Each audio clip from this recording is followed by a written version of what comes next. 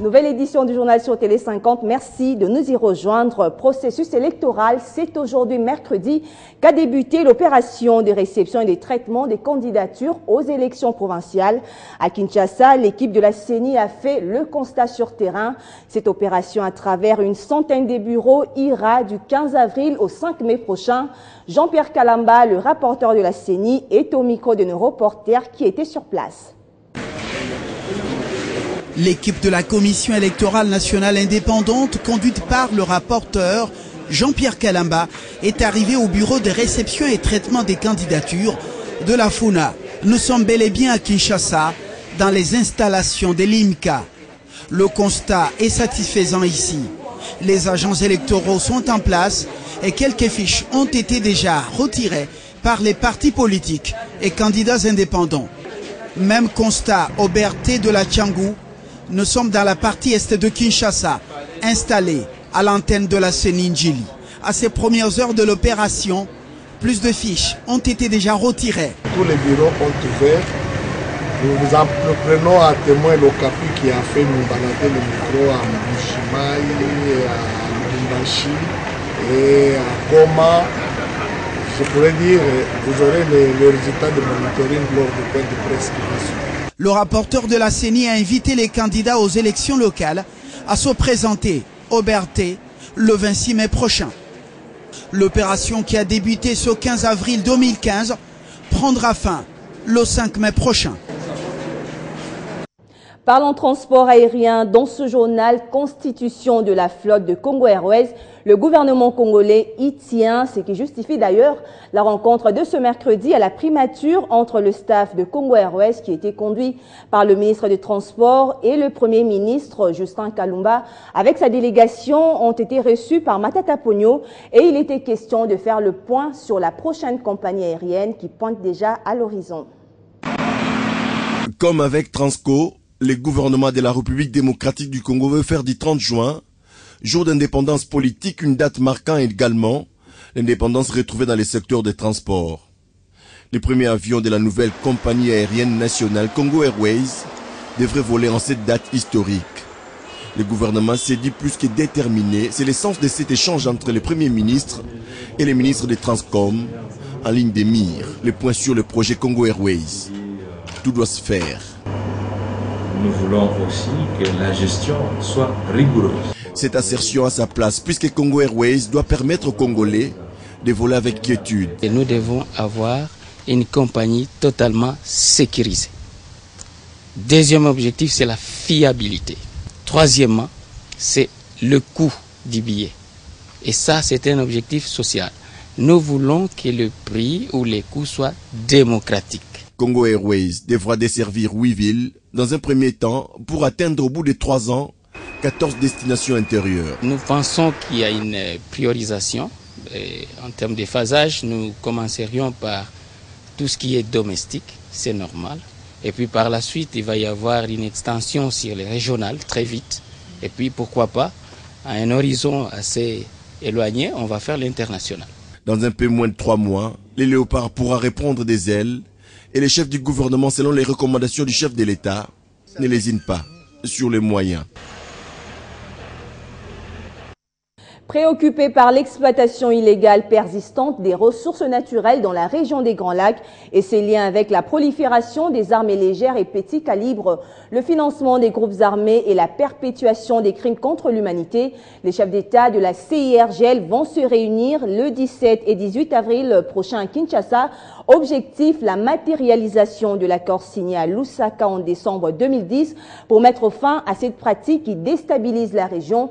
L'annonce a été faite ce mercredi à la presse par Pascal Niembo, le coordonnateur de la Commission nationale de lutte contre la fraude minière. Après cette signature de déclaration de nos chefs d'État, les ministres des Affaires étrangères se sont réunis quant à ce. C'est une réunion stratégique pour la bonne tenue des assises qui vise à matérialiser l'accord signé par le chef d'État de la CIRGL qui, le 15 décembre 2010, avait signé une déclaration à Lusaka pour mettre fin à l'exploitation illégale des ressources naturelles dans la région des Grands Lacs. Nous sommes en train d'accueillir délégation par délégation sur l'organisation de cette grande réunion pour l'avenir de nos peuples. Avec l'émergence des groupes armés dans la région, un travail des titans s'avère donc indispensable pour renverser la tendance. Parfois, nous nous posons la question de savoir d'où vient le soutien logistique et financier de tous ces groupes armés dans la sous-région. Et nos chefs d'État se sont rendus compte que c'est beaucoup plus dans l'exploitation illégale de minerais dans la sous-région que ce groupe armé arrive à s'organiser, à acheter des munitions, à acheter des armes, le médicament pour continuer à insécuriser le peuple de la sous-région.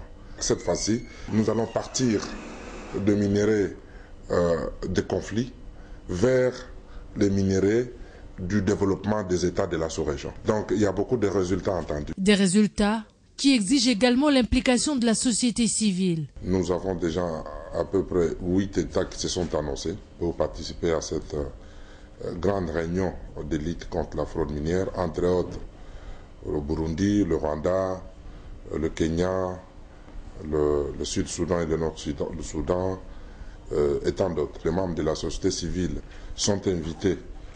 Dès ce jeudi, Kinshasa accueillera ses hôtes pour cette réunion d'extrême importance dont l'ouverture officielle est prévue pour le 17 avril prochain. Et puis la sécurité dans les Grands Lacs, le processus d'amnistie et le rapatriement des ex-éléments du M23 sont là les questions qui ont fait l'objet de l'entretien de l'envoyé spécial de Ban Ki-moon pour les Grands Lacs, Saïd Djinit, et le coordonnateur du mécanisme national de suivi de l'accord cadre. Ils ont aussi évoqué la tenue prochaine en RDC du forum économique dans le cadre de l'accord cadre d'Addis Abeba. Ce forum réunira une dizaine de pays africains pour ramener la paix dans la région des Grands Lacs en proie à des groupes armés depuis près de 2 décennies. Nous avons évoqué la tenue d'un séminaire national que nous soutenons en tant que Nations Unies, qui est organisé par les autorités congolaises. Nous soutenons fortement cette initiative. Enfin, évidemment, comme vous l'avez deviné si bien, nous avons évoqué la question de la tenue de la conférence du secteur privé, des investissements du secteur privé, qui est prévue à Kinshasa. Effectivement, la RDC a été sélectionnée pour abriter cette conférence et nous avons évoqué cette question et nous sommes pour la réussir.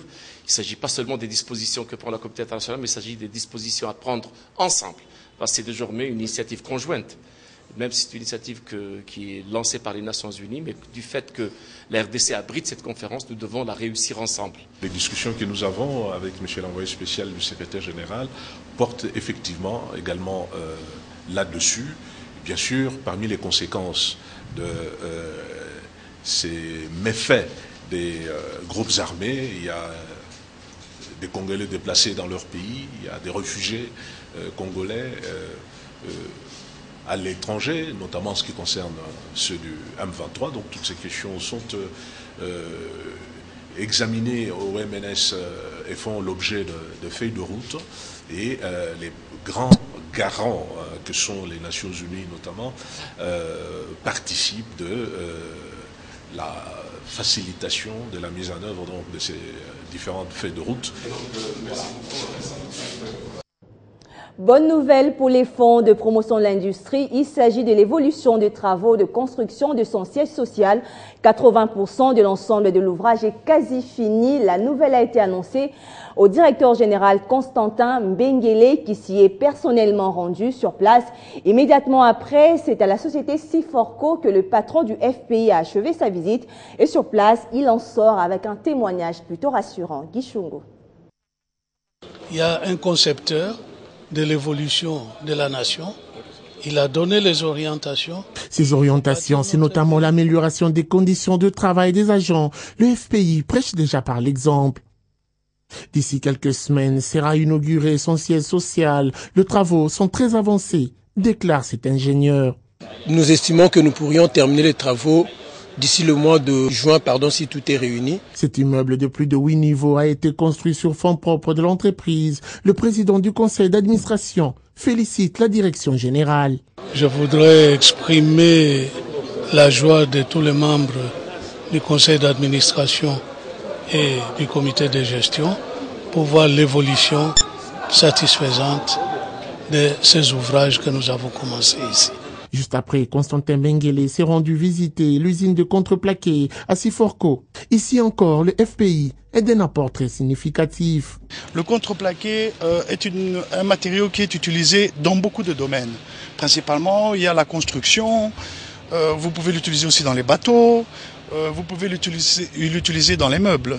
Plus de 150 emplois seront créés avec cette société. Le Fonds de promotion pour l'industrie rassure de son soutien. Cette société a un projet d'extension et de modernisation de ses activités par rapport à la production des contreplaqués. Comme vous le savez, aucune société, aucune usine de production forestière n'est encore dans la production des contreplaqués. Et c'est une grande première. Voilà pourquoi cette société nous a approchés de manière à pouvoir la soutenir dans son programme d'extension et même de modernisation de ses activités. Dès là, le directeur général du FPI et toute sa délégation se sont rendus à l'usine de fabrication de mousse, Louveya Business. Question de se rendre compte de son fonctionnement. Autre chose à présent, la GECAMIN disponibilise une enveloppe de 3 millions de dollars américains pour les départs à la retraite.